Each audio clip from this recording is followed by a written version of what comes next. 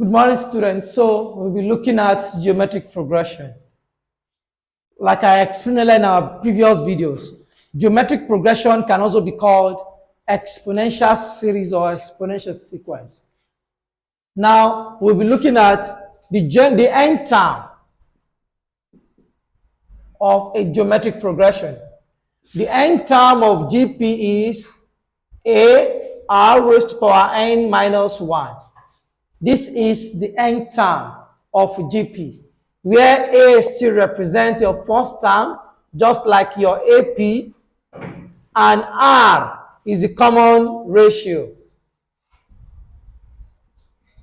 which is equals to the second term divided by the first term, which should be the same thing as the third term divided by second term, and at the same time, the fourth term divided by the third term. Now, please take note. This common ratio is the determining factor for GP.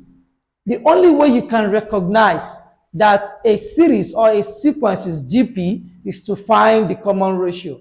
If they have the same common ratio, then such sequence or series is a GP. That's the reason why the most important parameters in geometric progression is your R, your common ratio.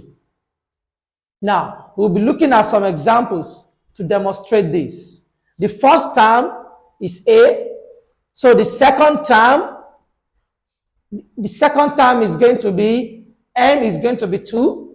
If n is 2, when you substitute 2 here, it will be 2 minus 1. So you are going to have AR to be the second term. AR square will be the third term. AR3 will be the fourth term, and so on, and so on. So let's get an example to demonstrate this. Example 1. The terms of a GP are 81, 27, 9. Find the 7th and the 11th term of the GP. The first thing is to show that it's really GP. And the only way to show that it's GP is to find the common ratio, R, which is equals to the second term divided by the first term, which must be the same thing as the third term divided by the second term. They must be the same. 9, this is 27, this is 81. So 27 can go in 81. That is 3 times. 27 here 1, 27 81 is 3. 9 can also go in 27. 9 here 1, 9 in 27 is 3. So they have the same common ratio, which means truly this sequence is a GP. So the common ratio is 1/3. But the question is to find the 7th term and the 11th term.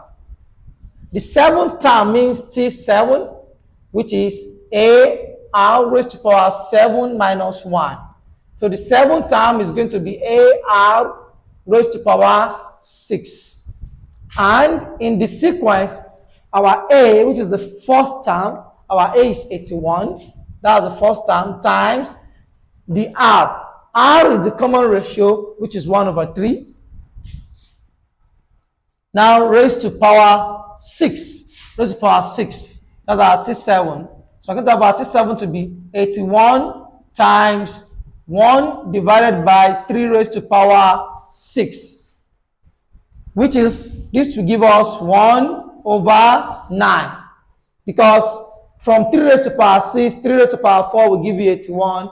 81 we cancel 81, we are left with 1/3 raised to power 2. And 3 raised to power 2 is 1/9.